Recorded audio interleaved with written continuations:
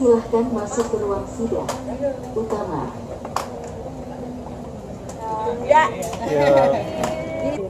Ya tadi ya sudah dipanggil ya penggugat dan tergugat. Tadi tergugat juga tidak hadir dan diwakilkan oleh kuasa hukumnya.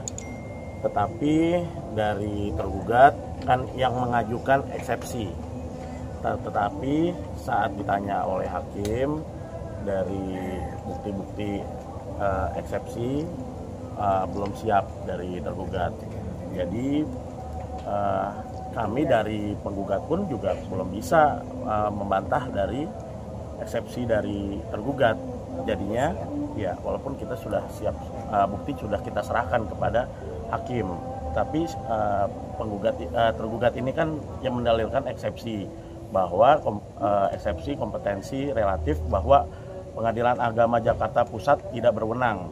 Tetapi saat ditanya sama hakim, bukti-buktinya mana gitu, ternyata belum siap lah dari tergugat mengajukan bukti-bukti eksepsi terhadap tidak patutnya Pengadilan Agama Jakarta Pusat menyidangkan gugatan perceraian ini. Seperti itu kira-kira. Tadi menghadirkan ibu dari hakim juga, mungkin seperti apa nih Kak?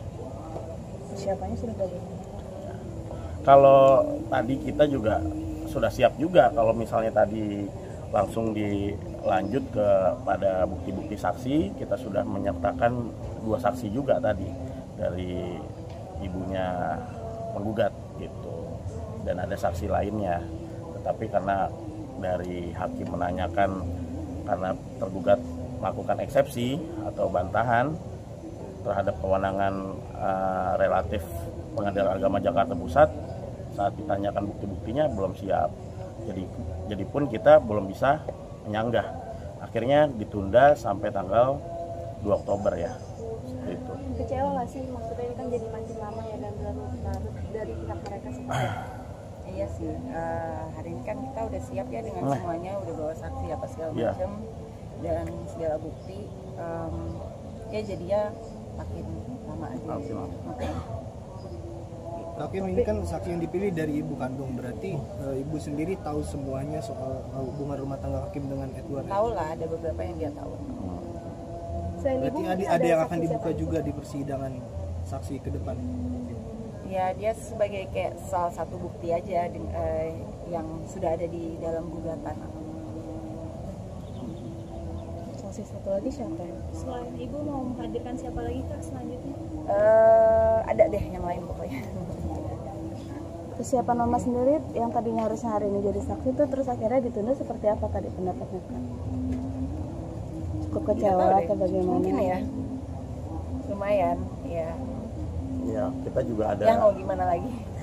Kita udah siap lah terhadap 2 saksi untuk dihadirkan, tetapi dari tergugat belum siap mengenai eksepsi. Ya hakim menurut hukum acara ya akhirnya menunda seperti itu. Bang, ini kan didatangkan juga dari Ibu Kim nih Bang ya, mungkin ada dugaan KDRT atau seperti apa Bang, sehingga turun langsung nih Bang Ibu Kim. Kalau mengenai KDRT itu kan kemarin saya melihat artikel dari Kapolsek Pondok Aren sudah berbicara ya. Sudah berbicara ya, kawan-kawan sudah bisa membacanya sendiri kan. Ya itu ya memang dulunya sempat ada KDRT yang sempat dilaporkan oleh Kimberly ya gitu, pada tahun 2021. Dugaan itu dilakukan di depan ibu sendiri atau seperti apa Bang?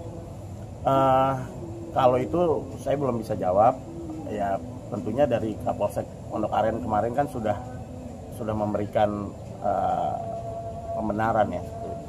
Hakim ini namanya Kakim tahu cerita rumah tangga Kakim dari melihat sendiri atau menurut cerita Kakim ke Mama? Ada yang dia melihat, ada yang dari cerita. Mungkin alasan kalian sendiri menjadi alasan Gimana? Tindakan dia menjadi salah satu alasan menggugat keadaan lain. Ya. Ya ada, ya salah satu alasan dari beberapa yang lain. Bagaimana dilakukan berapa lama? Gimana? KDRT-nya sudah dilakukan berapa lama? Silakan masuk ke ruang sidang. 2. Di awal pernikahan atau bagaimana?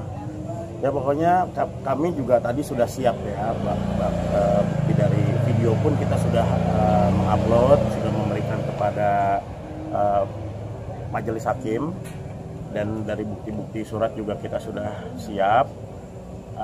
Sebetulnya kita juga udah siap juga kan, tadi membawa 2 saksi juga, tetapi apa daya dari tergugat juga kan sudah melakukan eksepsi, dan tadi majelis hakim meminta bukti eksepsi yang menyatakan Pengadilan Agama Jakarta Pusat tidak berwenang, tapi saat ditanyakan belum siap gitu.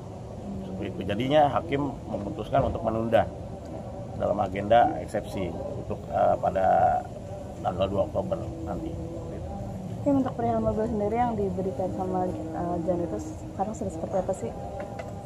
Alhamdulillah sangat membantu banget karena anak-anak jadi ngapa-ngapain gampang kan, jadi mereka udah bisa banyak aktivitas seperti les-les gitu. Terus tahun depan udah mau insya Allah mulai sekolah, jadi semua lebih gampang gitu karena aku pergi kerja, jadi yang di rumah kan mama sama anak-anak, mama yang ngurusin anak-anak kan. Jadi lebih menggampangkan supaya mamaku juga nggak ribet gitu loh, membawa anak-anakku kanan ke kiri gitu, jadi aman sama. Karena kan lagi ramai juga perihal ngasih mobil ke Hakim, tapi katanya tidak menafkahi dari keluarga si yang memberi mobil tersebut. Itu gimana pendapatnya? Gimana?